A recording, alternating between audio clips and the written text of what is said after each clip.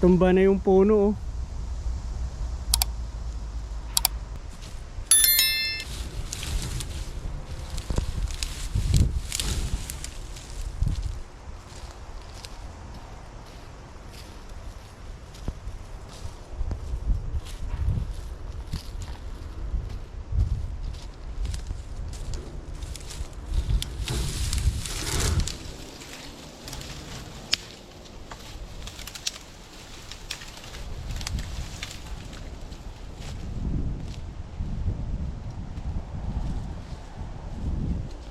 Paggaling talaga sa hirap, konting biyaya lang, napakasaya na natin, di ba? Ganun tayo eh, pagkagaling ka sa hirap.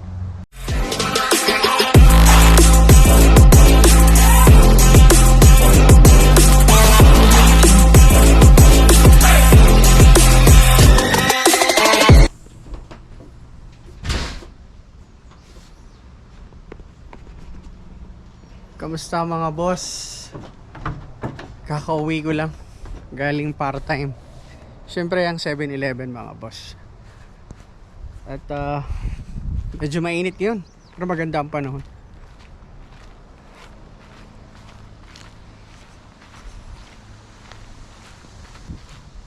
Dami na oh. Dami nang nagsibulan mga boss na itinanim. Ito.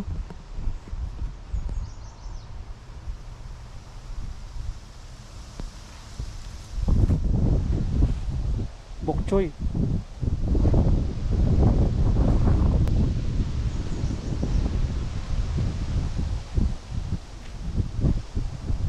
Laki na ng sili oh.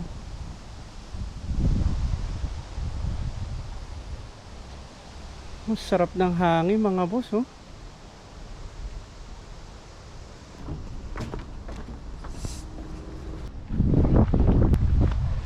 Nagpalit ako nitong medyo mahaba-haba na long sleeve kasi mataas na tong damo dito sa likod.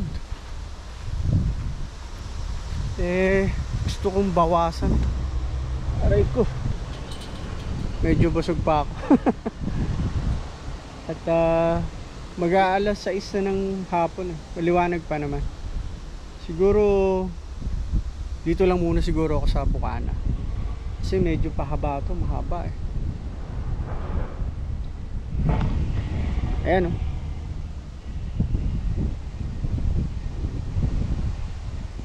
Taas na yung damo eh. Gandun.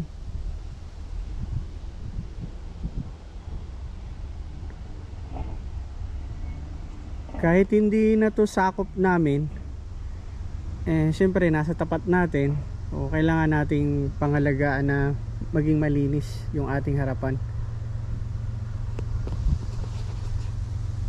Likuran pala. Kasi yun yung harapan. Ito likuran pala. Okay, sige. Kunin ko lang yung aking mower.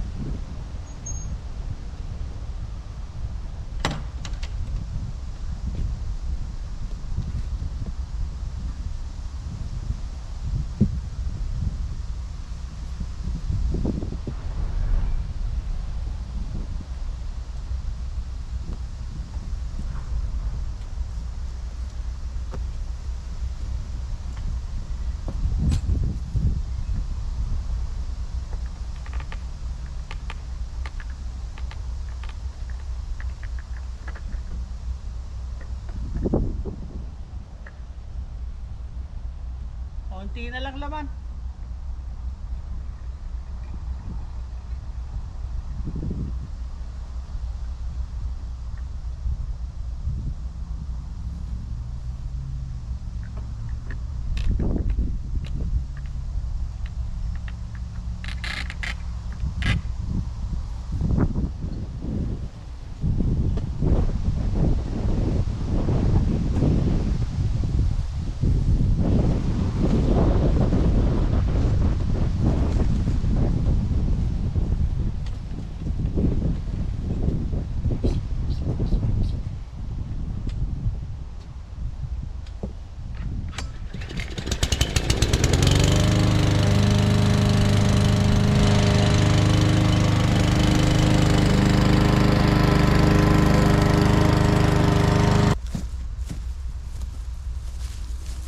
Kinuha ko yung susi.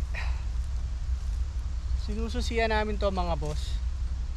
Kahit na sabihin na ito ay nasa likuran, yung kung nakita nyo sa video, yun main road na yung mga boss, yung nasa likod ko. So syempre para na rin sa kaligtasan, di ba?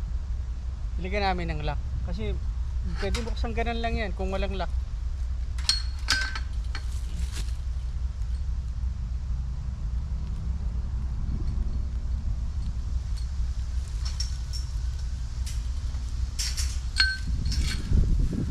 Nyo, bubuksan to. Kaya nilalagyan namin ng lock. Kasi ito, main road to. Ayun.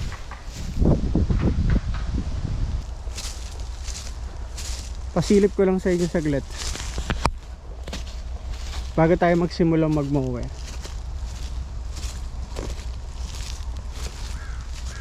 Yan. Sinisa na kayo, medyo sikat ang araw eh.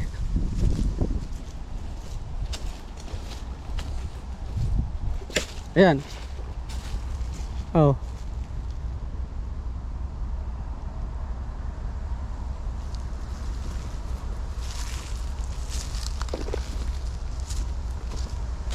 Tumba na yung puno oh.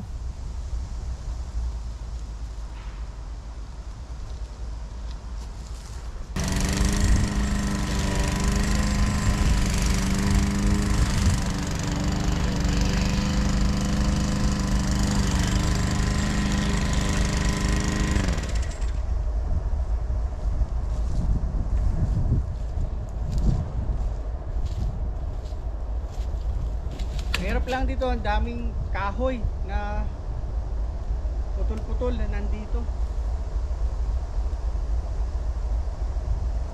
Ang dami. Kailangan ko munang tanggalin.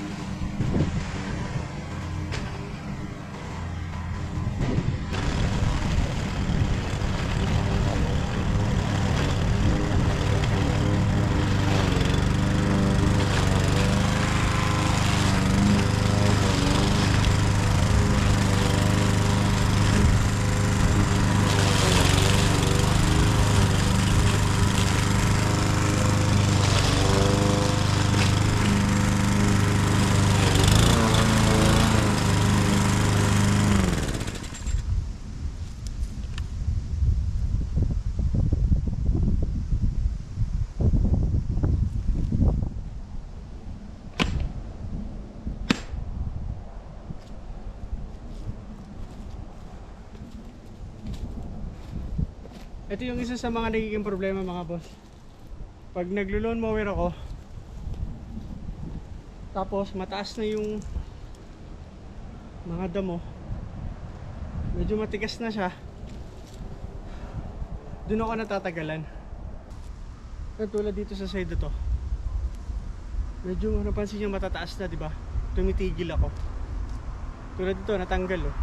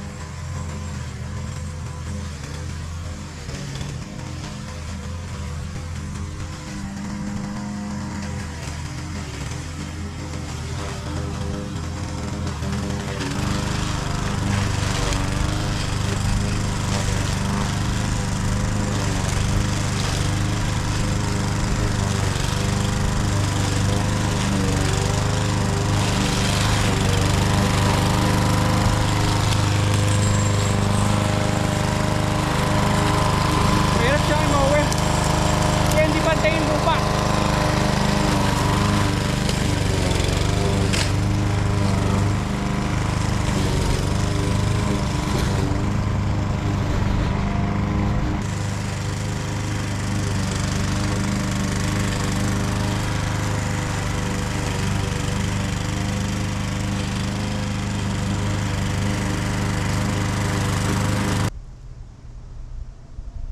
Sarap tumambay dito no, sa ganito.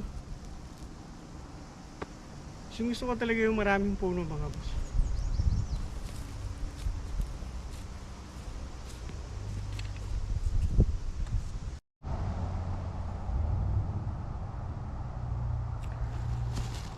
Ayan. Nakakalahati na ako. Yung nasa dulong yon, kung nakikita nyo, kung marami pang mga matataas na puno, hindi ko talaga siya sinasagad hanggang doon para hindi nila malaman na mayroong daan dito. Kasi akala nila daan to, parang shortcut sa atin sa Pilipinas, kaya hindi ko pinuputol yung mga punong yun, para kumbaga yun yung pinakabakod na doon.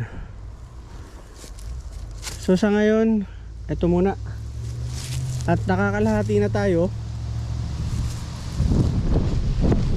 Yung hindi natapos, bukas na lang.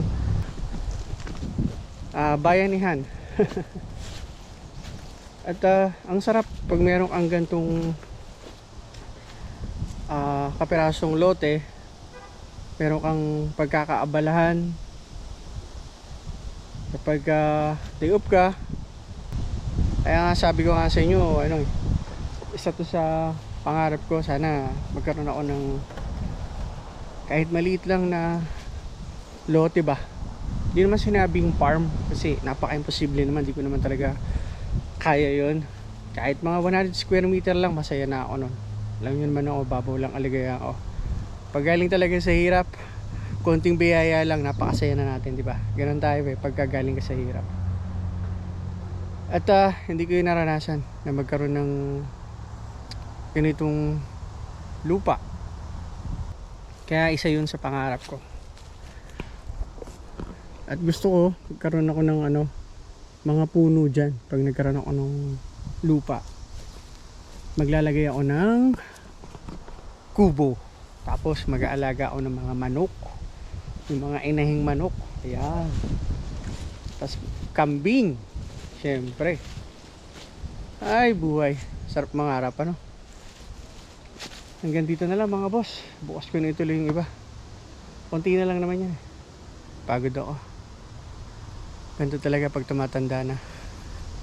Pag tayo'y matanda na. Kakantahan na lang natin mga boss ang ating pagtanda. Hindi pa naman ako matanda. 45 years old pa lang ako. Pero syempre para sa akin, papunta na tayo doon.